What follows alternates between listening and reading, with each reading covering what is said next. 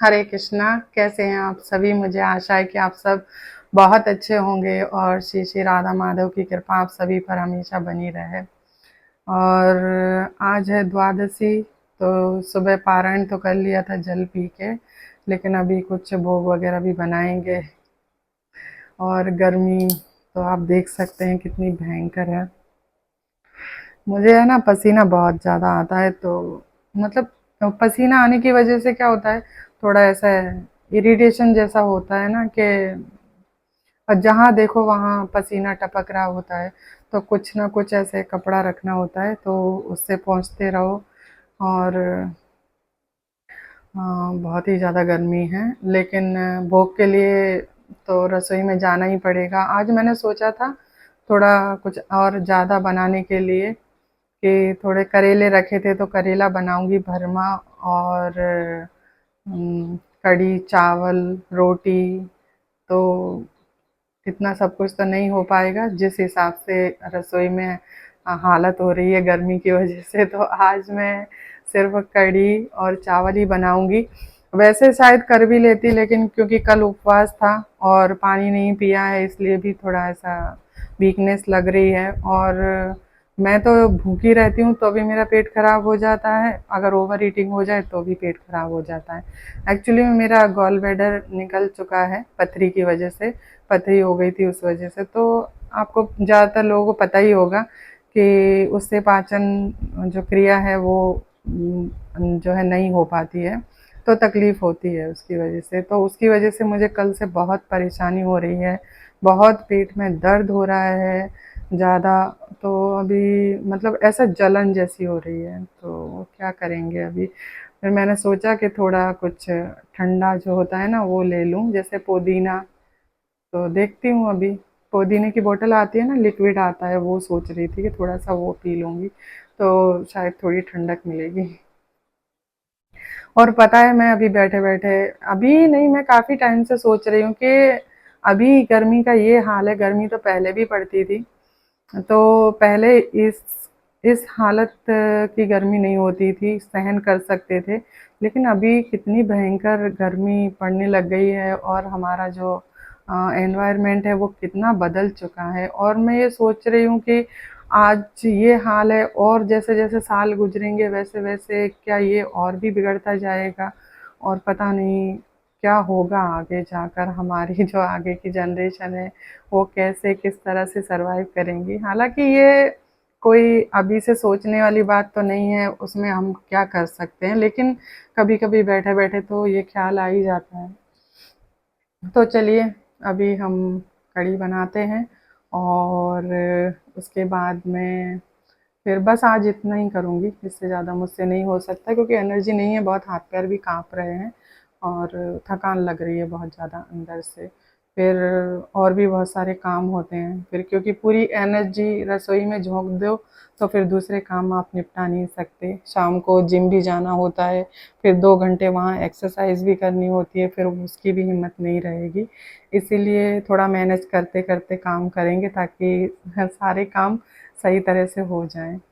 और कढ़ी की रेसिपी तो मैंने कितनी बार आप सबके साथ में शेयर की है। आप सभी सोच रहे होंगे कि इतना कढ़ी बनाना हमें बता दिया है आपने कि अभी हम कढ़ी में मास्टर हो चुके हैं।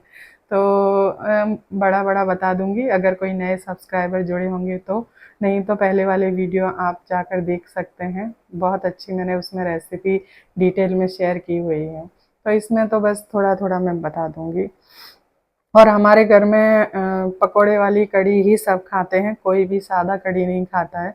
तो पकोड़े वाली बनेगी तो ठीक है। पिछली बार इससे पहले मैंने 1-2 वीडियो पहले अपलोड किया था, तब मैंने उसमें कढ़ी की रेसिपी शेयर की थी, उसमें पकोड़े नहीं डाले थे। एक्चुअली मैं खुद अवॉइड करना चाह रही थी, क्योंकि पकोड़े फ्राई करो तो उसके अंदर तेल तो बहुत जाता ही है।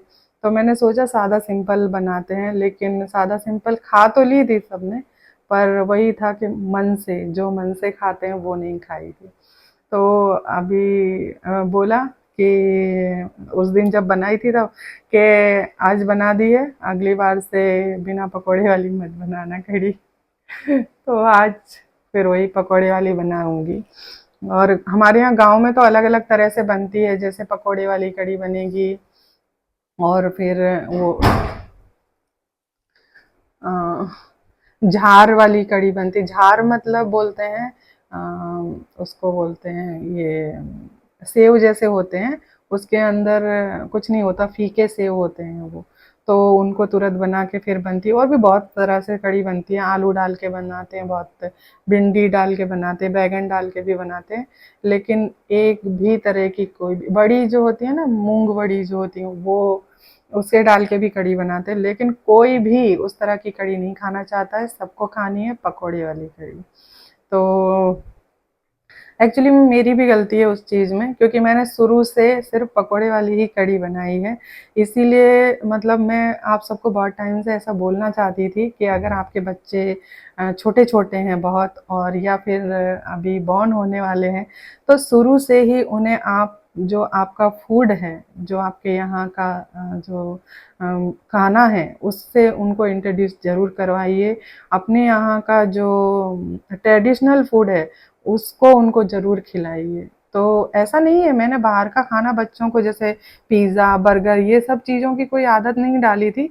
बस ये था कि हमारे यहाँ पर जो बनता था बहुत सारी चीज़ें, वो मैंने उनको नहीं खिलाई है, इसीलिए उनका जो स्वाद है वो उनको अब अच्छा नहीं लगता।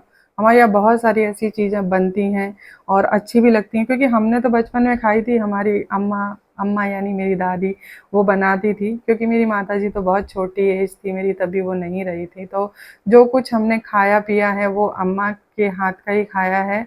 और माँ के हाथ का हमें याद नहीं है इतना, क्योंकि उस समय हम बहुत छोटे थे।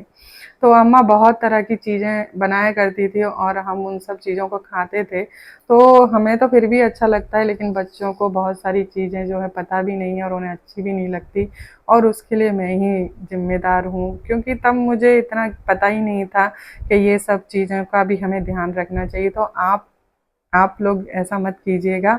आपके यहाँ का जो ट्रेडिशनल फूड है, वो उससे बच्चों को ज़रूर इंट्रोड्यूस करवाइए, उनको शुरू से खिलाइए, ताकि उनको पता रहे कि ये हमारे यहाँ का जो फूड है, ये मतलब टेस्ट में ऐसा होता है। और शुरू से खाएँगे ना तो टेस्ट डेवलप होता है बच्चों का। लेकिन अगर अचानक उनको खिलाओ तो उनको पसंद आ गया तो ठीक है, नहीं तो बड़े होने के बाद में उनको हर टेस्ट इतनी अच्छी तरह से पसंद नहीं आता है। तो वही है। हम बहुत सारी बातें कर ली। अभी चलिए थोड़ा काम निपटा लेते हैं, और फिर बस ठाकुर जी को भोग लगाएंगे, और फिर थोड़ी पेट पूजा भी करनी है। हरे कृष्णा। यहाँ पे चावल भी बनने के लिए मैंने पहले ही रख दिए थे, तो अभी चावल बन चुके हैं। मैं एक बार और इन्हें चेक कर लूँगी कि बने हैं कि नहीं, और आई थिंक हो चुके हैं। तो अभी इनका पानी मैं निकाल के रख दूँगी। और कढ़ी के लिए बेसन पहले से ही मैं छान के रख लेती हूँ। तो पैकेट में से डायरेक्ट यूज़ नहीं करना चाहिए, छान लेना चाहिए, कुछ ना कुछ इम्प्योरिटी हो तो निकल जाती है। और यहाँ पे मैंने कढ़ी के लिए जो है दही लिया था, दही फेंट लिया था, और उसी के अंदर बेसन, कितना दही ले रहे हैं उस हिसाब से ही बेसन डालना है। और फिर सारे रूटीन के जो मसाले हैं, वो हल्दी, मिर्ची, धनिया पाउडर, वो सब डाल के और कढ़ी को जो है हिलाते रहेंगे, मतलब चलाते रहना है जब तक कि उसमें उबाल ना आ जाए, नहीं तो फट जाती है। और ये पकौड़ों के लिए घोल बना रही हूँ, तो मैंने इसमें हींग, थोड़ा सा जीरा, नमक, और थोड़ा सा 1 चम्मच जितना सरसों का तेल डाल के इसका अच्छा सा हम बैटर बना लेंगे, और काफ़ी अच्छी तरह से इसको फेंटना है। सोडा वगैरह कुछ भी डालने की इसमें ज़रूरत नहीं पड़ती है। सोडा डालने से पकौड़ियाँ फट जाती हैं कढ़ी में डालते समय, और टेस्ट भी अच्छा नहीं होता है उनका। और ये हमारी कढ़ी उबल रही है, और यहाँ पे मैंने इसमें अभी नमक नहीं डाला था, तो अभी नमक भी डाल दिया है। और कढ़ी को उबलने देंगे, उसको काफ़ी देर तक, आधे घंटे तक धीमी आंच पे कढ़ने दीजिए, तभी कढ़ी बनती है। और जब तक कढ़ी अच्छे से उबल रही है, तब तक हम कढ़ी के लिए पकौड़े भी बना लेंगे। यहाँ पर बेसन का घोल जो बनाते हैं, उसको थोड़ी देर के लिए आप रेस्ट करने के लिए रख दीजिए, आधे घंटे के लिए, और फिर उसको अच्छी तरह से फेंट लीजिए। कोई सोडा वगैरह उसमें डालने की ज़रूरत नहीं है। बहुत ही सॉफ्ट और स्पंजी जो है पकौड़ियाँ बन के तैयार होती हैं। और जब भी मैं पकौड़ी बनाती हूँ तो मेरी पकौड़ियों में इस तरीके से पूँछ निकल आती है, लेकिन कोई बात नहीं, चलता है थोड़ा बहुत। तो बस अभी देखो अच्छी बढ़िया हमारी जो है पकौड़ी सिक गई है, और अभी इनको हम कढ़ी के अंदर डाल देंगे, और थोड़ी देर के लिए मतलब 1-2 मिनट के लिए उसको मैं रहने दूंगी, और उसके बाद मैं गैस बंद कर दूंगी। और यहाँ पे मैंने 2-3 लौंग छौंक के लिए कूट ली है, और वही सरसों का तेल था, सरसों के तेल में जीरा, खड़ी लाल मिर्च, 2-3 लौंग, कुटी हुई हींग, और ये गैस बंद कर दी है अभी, और कश्मीरी लाल मिर्च डाल के और कढ़ी के अंदर छौंक लगा देंगे। धनिया नहीं था, अगर धनिया है तो ज़रूर डालिएगा। आप कड़ी पत्ते भी डाल सकते हैं, वो भी बहुत अच्छे लगते हैं। और बस हमारी कड़ी बन के तैयार हो चुकी है, तो बस अभी मैं ठाकुर जी को भोग लगा दूंगी। और तो मुझे तो घबराहट हो रही थी, तो मैं थोड़ी देर बैठ गई, नंदिनी से ही बोल दिया था, उसी ने भोग लगा दिया था। तो ठाकुर जी का भोग लग गया है, प्रसाद तैयार है, आप भी दर्शन कर लीजिए भगवान के। और अभी हम सब भी प्रसाद ग्रहण कर लेंगे। और आज का बस इतना ही वीडियो था। आपको कैसा लगा ज़रूर कमेंट करके बताइएगा, और लाइक शेयर कीजिएगा। फिर मिलेंगे। हरे कृष्णा, हरि बोल।